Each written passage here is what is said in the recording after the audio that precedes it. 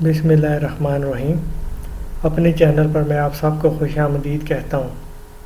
Channel کو subscribe کریں، video کو لائک کریں اور بیل آئیکن کو پریس کرنا مت بھولیے گا۔ بہت شکریہ۔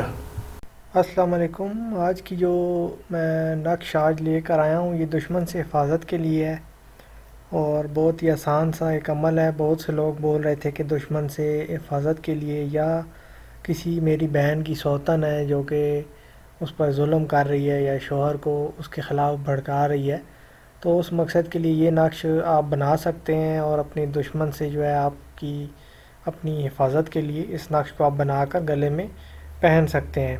بہت ہی ایک آسان سا عمل ہے، اس میں کچھ اتنی مشکل چیز نہیں ہے، نہ نقش بنانے میں آپ کو کسی قسم کی جو ہے پریشانی کا سامنا ہوگا، تو بڑی آسانی سے آپ یہ نقش بنا سکتے ہیں۔ اس نقش کو بنانے میں نہ آپ نے چاند کی تاریخوں کی کوئی قید ہے، نہ ٹائم کی کوئی قید ہے، بس صرف آپ نے خیال یہ رکھنا ہے کہ پاک صاف ہو کر آپ نے اس نقش کو لکھنا ہے اور لکھنے کے بعد آپ نے اسے گلے میں تعویذ بنا کر موم جامہ بنا کر پہن لینا ہے اور پاک صاف ہونا ہے۔ اور پاکی ناپاکی کا جو آپ سوال پوچھتے ہیں وہ اس میں آپ کو پہلے ہی واضح کر رہا ہوں کہ پاک صاف ہونا آپ کا ضروری ہے اس نقش کو بناتے وقت۔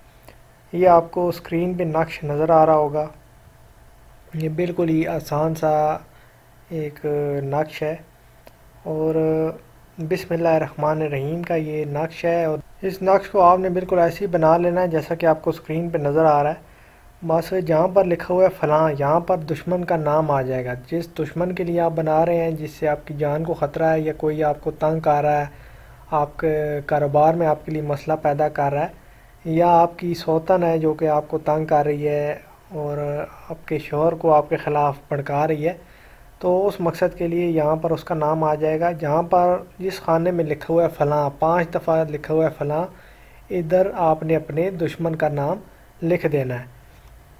یہ لکھنے کے بعد آپ کا نقش مکمل ہو جائے گا۔ پاک صاف ہو کر آپ نے یہ نقش لکھنا ہے اور اس کے بعد گلے میں پہن لینا ہے۔ انشاءاللہ میرے اللہ نے چاہا تو جو بھی یہ آپ کا مسئلہ ہے یا دشمن ہے آپ کے، تو دشمنوں سے آپ کی اللہ تعالیٰ کس طریقے سے حفاظت کرتے ہیں آپ کی، اور آپ یہ نقش بنائیں اور اس کو پہنیں۔ مجھے بھی دعاؤں میں یاد رکھیے گا، اپنا خیال رکھیے گا۔ اللہ حافظ۔